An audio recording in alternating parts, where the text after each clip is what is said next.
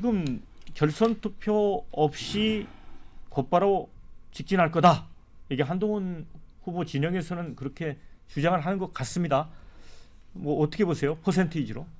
저희가 이제 그 경험 있잖아요. 네. 이게 진리를 검증하는 유일한 척도입니다. 예. 이 말은 이제 과거의 경험을 보고 판단해야 돼요. 예. 옛날에 나경원, 이준석 할 때 예. 그때도 이제 그 국민의힘 지지층의 여론조사는 상당히 이준석 대표가 높았죠. 예. 근데 당원들 투표해 보니 나경원 후보가 이제 4% 이겼어요.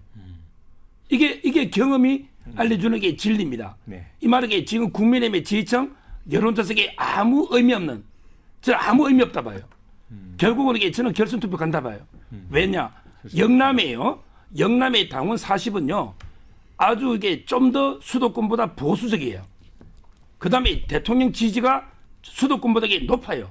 그러니까 영남의 당원들, 오래된 당원들은 좀 더 대통령 지지가 높으면서 보수적이다. 이 말은 이제 그 한동훈 위원장이 좀 불리하단 말이에요. 이 말은 이게 홍준표, 이철우, 도의사가 한동훈 안 맞나? 이것만 봐도 이게 당원들한테 던져주는 시그널이거든요. 네. 따라서 이제 뭐 아주 많으니까 당심이 민심하고 이게 뭐 수렴하지 않겠나? 이거는 경험에 의해서 인정된 진리가 아닙니다. 따라서 저는 상당히 그 결선까지는 갈 거다. 다만 이게 제가 보기에 2등은 원희룡 할 겁니다. 네. 왜냐하면 이게 현역의 62명 정도가 원희룡 캠프를 지지한다는 자체 주장입니다. 한동훈 캠프는 한 10몇 명, 17, 8명? 왜? 공식적으로는 못하죠.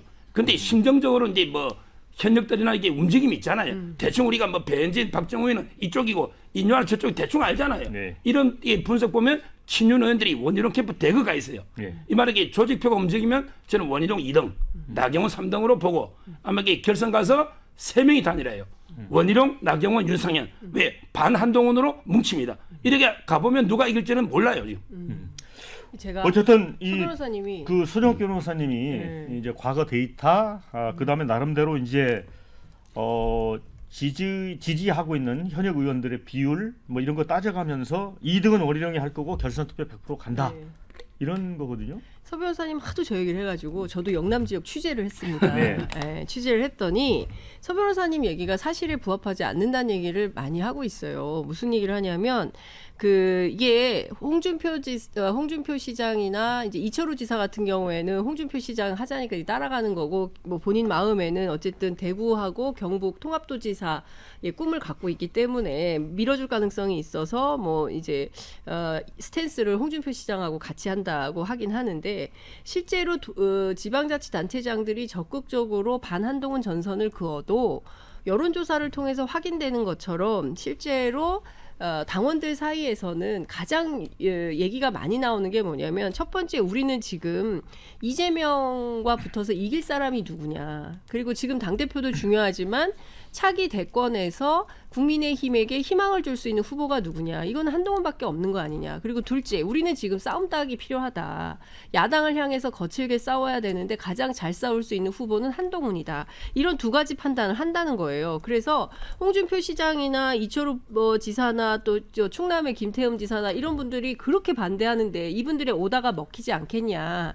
오다가 먹혔으면 실제로 여론조사에서 반영이 되겠죠. 그러나 지금 상황을 오늘 발표된 여론조사만 보더라도 한동훈 위원장이 원희룡 후보하고 했을 때는 뭐 단일화해서 50%로 앞서고, 나경원으로 하면 50%가 살짝 안 되는 그런 수준까지 되고 있기 때문에 어대한 흐름은 김건희 여사 문자 때문에 살짝 흔들리긴 했었지만 지금 중반전 혹은 종반전으로 치닫는 이 상황에서는 다시 복원이 돼서 결국에는 1차에서 결선 투표 없이 한동훈 가능성이 매우 높다라고 영남 지역에 있는 언론인들이 전해지고 있습니다.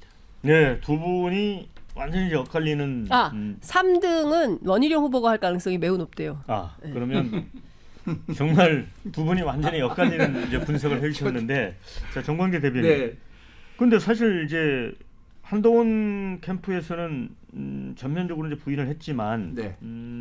국민의힘 당원 명부에서 추천한 뭐 한 2,000명 정도로 여론조사를 했더니 뭐 60%가 나왔더라. 이렇게 언론에 리크가 돼서 보도가 됐어요. 그런데 네. 그 사실조차 확인해줄 수 없다, 이런 입장이었거든요. 네, 제가 뭐 관련해서 언론에 공지를 했죠. 그 숫자와 관련해서 저희가 확인드릴 수 없다. 그리고 보도는 우리 캠프와는 무관하게 이루어졌다라고 말씀을 드렸는데, 서 변호사님 뭐 제가 항상 존경하고 경청하고 있습니다 말씀. 그런데 경험 중요하죠. 그러나 갈릴레오 이전에는 천동설이 있었습니다. 갈릴레오 이후에는 지동설로 바뀐 거죠. 경험보다 중요한 건 최근에 이 표심 변화와 유권자 지형 변화입니다. 이준석 대표 때요 33만 명 책임 당원이었습니다. 그리고 윤석열 대표 대선 후보를 뽑는 시점에 55만 명 정도 됐고요. 당원이 급증해서. 네. 그리고 지금 84만 명입니다. 근데 이 33만 명에서 84만 명으로 급증하는 사이에 영남 유권자 비중은 큰 폭으로 줄어들었고요. 수도권에 있는 우리 책임 당원이 큰 폭으로 증가했습니다. 유권자 지형이 굉장히 큰 폭으로 변화했습니다. 또 이 표본이 많아지면서 당심과 민심의 괴리는 굉장히 줄어들었습니다. 과거에는 정말 투표율까지 고려한다면 영남에 차지하는 비중이 50%가 넘을 정도로 압도적인 그 포션을 차지하고 있었는데 지금은 그렇지 않다는 점. 그리고 또 뭐 오늘 여론조사도 다 보셨겠지만 당심과 민심의 괴리가 별로 없고 국민의힘 지지자들 내에서 또 윤석열 정부에 대한 국정 지지를 보여주는 층에서도 한동훈 후보가 더 일반 지지자들보다도 높은 지지율을 보이고 있어요. 아까 장윤선 기자님 잘 말씀하셨는데 지금 영남의 정서는 이거랍니다. 유승민 전 의원 같은 경우엔 배신자 프레임에서 벗어나기가 어려워요. 배신자다라는 프레임에서 벗어나기가 어려운데 한동훈 후보에 대해서는 그 쓴소리하는 새로운 정치인에 대해서 왜 싹을 틔우기도 전에 싹을 잘라버리려고 하냐라는 인식이 강하다는 거죠. 그래서 지금 서 변호사님 얘기하신 것처럼 이게 뭐 단일화가 되든 안 되든 1차에서 과반을 넘어서 한동훈 후보가 당대표에 된다고 저희는 기대하고 있고 그걸 목표로 열심히 뛰고 있습니다. 네. 아니 그러니까 이제 정광재 대변인도 얘기했지만 그 영남에 계시는 보수층 그들이 유승민에 대해서는 정말 배신자라는 확고한 생각을 갖고 있고 한동훈 후보에 대해서는 쓴소리라고 이렇게 한다는 얘기를 저도 듣긴 했는데 설주환 변호사가 볼 때도 그게 맞을까요? 맞는 얘기입니까? 진짜 저라도 서 변호사님 편을 들어드리고 싶은데 그러니까 저는 이제 밖에서 보는 입장이니까 좀 객관적으로 보면 저는 뭐 지난주까지만 하더라도 지난주까지만 해도 1강 2중 1약이다 어떤 이 네 명의 구도가. 근데 최근에 이 토론회가 거듭될수록 1강 3약으로 가는 것 같아요. 지형 자체가. 그러니까 2등 3등의 의미는 없고요. 뭐 나경원 의원이 되든 뭐 원희룡 후보가 되든 뭐 큰 차이가 없는 2위 3위일 것인데 2등과 1등은 큰 차이가 있을 것 같다라는 생각이 좀 듭니다. 그래서 저 개인적으로는 1차 결승은 안 갈 것이다라는 생각이 드는데 어찌됐든 간에 이 모든 원인이 왜 원희룡 후보가 이렇게 약하냐라는 것은 다 대통령 때문이에요. 대통령의 지지율이 너무 낮아요. 그러니까 대통령이 인기가 있고 근데 거기에 반해서 한동훈 후보가 어떤 대통령과의 다른 상대 그러니까 반대편에서 서 있었다고 한다면 저는 원희룡 후보가 지금보다는 훨씬 더 많은 위협을 가했을 거라 생각하는데 대통령의 어찌 보면 응원을 받고 있다라고 국민들이 인식을 하시는 과정에서 원희룡 후보의 지지율이 올라가지 않은 거 물론 이제 뭐 원희룡 후보 개인이 보여주는 어떤 퍼포먼스라든지 능력도 그건 또 별도로 평가해봐야 될 것이지만 전체적인 구도 입장에 봤을 때는 좀 그렇다는 생각이 좀 들고요. 기본적으로 저는 이번 전당대회가 끝나고 참 손에 손잡고는 힘들겠다라는 생각이 좀 들고 정말 사상 유례 없는 여당 없는 이제 국정이 시작돼 있구나라는 생각도 좀 들어서 이 전당대회 전에 그 대통령실에서 얘기했던 정무장관 신설은 꼭 해야 되겠다. 야당이 아니라 국민의힘이라는 어떠한 여당 아닌 여당과의 어떤 소통을 위해서라도 정무장관 신설은 꼭 필요한 거겠구나라는 생각이 좀 드는 입장이고 그래서 현재로서는 하여튼 뭐 저는 한동훈 후보가 현재 앞서가는데 좀 불안하긴 합니다. 네, 댓글은 조금 엇갈리는데요. 자, 어차피 어대한 그래도 큰 기류는 못 바꿀 거다 이런 의견도 있고요. 결선 투표도 한동훈일 것 같습니다. 이런 의견도 있지만 결선 가서 원희룡, 나경원, 윤상현 합침표로 한동훈 누를 수 있지 않을까 이런 의견도 있고요. 한동훈 결국 토사구팽 당하는 건가 이런 의견도 있습니다. 그런데 자, 오늘처럼 우리 서정욱 변호사가 이렇게 외로운 처지에 있는 경우는 드문데 3대 1로 지금 밀리고 있습니다. 1강 3약이다. 지금 원희룡 후보까지 포함해서 약에다가 포함을 시켰어요. 설주환 변호사가. 이제 기회를 한 번 더 드리겠습니다. 지금 이제 그 설 변호사가 대통령 인기 이야기했잖아요. 네. 이재명 대표 인기를 보면요, 전 국민을 조사하면 20%대입니다. 갤럽에. 예. 그렇죠? 예. 근데 개딸들한테 조사하면 예. 80-90% 압도적이죠. 예. 윤석열 대통령 인기도 이제 뭐 20에서 30대까지 노죠. 갤럽하고 예. 좀 다르지만. 그러면 이게 그 윤 대통령을 지지하는 한 30% 가까운 분은 누굴까요? 우리 국민의 3명 중에 1명이 대통령을 지지합니다. 그게 누굴까요? 그게 저는 국민의힘 당원들은요, 대부분 윤석열 대통령을 지지하는 거예요. 국민의힘 당원도 안 지지하면 어떻게 30% 나옵니까? 말이 안 되잖아요. 우리나라 국민 중에 가장 대통령을 지지하는 게 국민의힘 당원부터 지지하지 않겠습니까? 따라서 저는 우리 국민의힘 당원이 80% 투표하는 거예요. 여기서 윤 대통령 지지율을 조사해 보세요. 저는 80-90% 이상이라 봐요.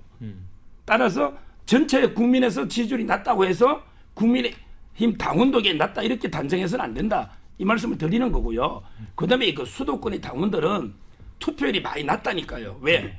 대부분 이게 급조된, 우리 정광재 대변인도 이야기하잖아요. 영남은 전통적인 당원이에요. 예. 전통적인 오래된 당원이기 때문에 당에 대한 애착과 당을 이게 지켜야 된다는 게 사명감이 강해요. 근데 수도권은 근데 경선할 때 최근에 이준석 대표 이후에 한 2-3년 동안 이게 갑자기 가입됐는데 솔직히 돈도 대납한 분도 많대요. 예. 따라서 이게 그 진짜 국민의힘을 뼛속 깊이 사랑하는 수도권 당원이 아니기 때문에 투표율이 많이 떨어지면 여론조사는 어떻게 합니까? 인구 대비하잖아요. 예. 수도권의 인구가 우리 절반이에요. 예. 따라서 여론조사는 수도권을 절반 비중을 두는 거예요. 그렇게 조사하잖아요. 보정을. 근데 실제는 저는 투표율을 고려하면 거의 한 게 그 60% 정도가 영남권에서 투표할 겁니다. 정광재 대변인 반박 기회 드릴게요. 짧게. 서 변호사님, 국민의힘 지지자와 또 윤석열 정부에 대한 국정 지지, 긍정 평가자들을 대상으로 해도 한동훈 후보를 지지하는 여론이 압도적으로 높다는 사실은 왜 외면하고 계십니까? 그것도 이 사회과학의 수치로 나오는 거잖아요. 그래서 저는 이런 얘기 충분히 하실 수 있다고 생각합니다. 제가 가끔 다른 그 캠프에 있는 분들하고 얘기할 때도 분명히 이 지금의 여론조사가 사실이 아닐 것이다라고 하는데, 그렇게 자꾸 뇌피셜하다가 우리 당의 위세가 계속 위축됐었다. 저는 그 말씀 드리고 싶습니다.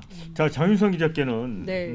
이제 뭐 단일화를 한다면 이틀밖에 남지 않았잖아요. 근데 이제 단일화도 좀 리스크는 있는 것 같아요. 네. 그 두 사람의 표가 산수 계산처럼 그렇죠. 다 모아지지 않을 수도 있기 때문에 맞습니다. 또 그리고 오히려 결선을 못 갈 수도 있거든요. 그렇죠. 예. 어떻게 될 것 같습니까? 그 양 캠프 취재해 보면 둘 다 그렇게 단일화를 해야겠다거나 만약에 한다면 우리 팀으로 와 이런 거지. 그러니까 원희룡 후보는 그러면 나로 단일화하자라는 것이고, 나경원 후보는 또 본인으로 단일화하자는 것이고, 오늘 아침 나온 CBS 토론 내용을 들어보면 나경원 후보에는 아예 대놓고 막 두 사람이 너무 싸워가지고 이번에 당대표는 저 아니면 윤상현 후보가 하는 게 좋겠어요라고 이제 얘기할 정도로 지금 뭐 극단적인 대결 상황으로 가는 거기 때문에 원희룡 나경원 원희룡 간의 단일화는 사실상 성사되기는 완전히 어렵다라고 보고요. 네.